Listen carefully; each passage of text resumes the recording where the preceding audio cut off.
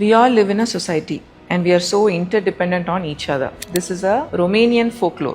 ஒரு வில்லேஜில் ஒரு ஃபார்ம் இருக்குது. ஹஸ்பண்ட் அண்ட் ஒய்ஃப் 2 பேரும் மட்டும்தான் அந்த ஃபார்மில் வேலை செய்கிறாங்க. அவங்க 3 அனிமல்ஸ் வளர்க்குறாங்க. ஒரு டக்கு, ஒரு பிக்கு, ஒரு கவ். அதே வீட்டில் ஒரு ஸ்னேக்கும் ஒரு மவுஸும் வாழ்ந்துட்டு வருது. ஏதாவது அந்த வீட்டில் முக்கியமானது நடந்துச்சுன்னா these animals have a way of communicating with each other. So ஒரு நாள் நைட்டு கிச்சனில் இந்த மவுஸ் இருக்கும்போது ஃபார்மரோட ஒய்ஃப் மவுஸை பார்த்துட்டு கத்திட்டு, "ஓ மை காட், நாளைக்கே ஒரு மவுஸ் ட்ராப் வைக்கணும்" அப்படின்னு சொல்கிறாங்க.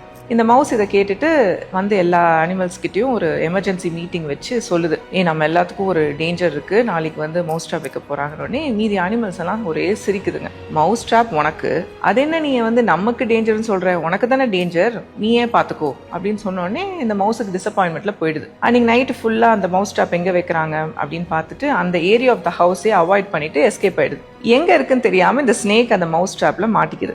வலி உயிர் போகுது ஸ்னேக்குக்கு, செம்ம கோத்தில் இருக்குது. காலையில் ஃபார்மர் ஒய்ஃப் வரும்போது என்ன பண்ணிடுது, பைட் பண்ணிடுது ஃபார்மர் ஒய்ஃபை. ஃபார்மர் வராரு, பார்த்த உடனே ஃபஸ்ட்டு அந்த ஸ்னேக்கை அடித்து கொன்னுடுறாரு. ஸ்னேக் செத்து போயிடுச்சா, உடனே ஃபார்மர் ஒய்ஃபை வந்து டாக்டர்கிட்ட கூட்டிகிட்டு போகிறாங்க. டாக்டர் வந்து, "நீங்கள் இவ்வளோ லேட்டாக வந்திருக்கீங்களே, நான் மருந்து போடுறேன், பட் ஐ டோன்ட் நோ, நீங்கள் வெயிட் பண்ணி தான் பார்க்கணும்னு சொல்லிடுறாங்க." அங்கே வந்து இன்னொரு பேஷண்ட் சொல்கிறாரு, "ஸ்னேக் பைட்டுக்கு உடனே டக்கோட ரத்தத்தை போட்டிங்கன்னா சரியாயிடும்" அப்படின்னு உடனே ஃபார்மர் வீட்டுக்கு போய் அந்த டக்கை கொன்று அந்த ரத்தத்தை போடுறாரு ஒய்ஃபை சேவ் பண்ணுறதுக்கு. டக்கும் செத்து போயிடுதா. ஒரு 1 வீக் பார்க்குறாங்க, அவங்க பிழைக்கல. அந்த 1 வீக் அவங்க சிக்காக இருக்கிற டைமில் வந்து நிறைய ரிலேட்டிவ்ஸ் வராங்க. ஃபார்மரும் ஒர்க் பண்ணல, அவங்க ஒய்ஃபும் ஒர்க் பண்ணல, பணம் இல்லை. இருந்த பிக்கை வந்து கொன்று எல்லாருக்கும் சாப்பாடு போடுறாரு. பிக்கும் செத்து போயிடுச்சா, ஃபார்மர் ஒய்ஃப் இறந்துடுறாங்க. ஃபியூனரலுக்கு எல்லா சொந்தக்காரங்களும் வராங்க.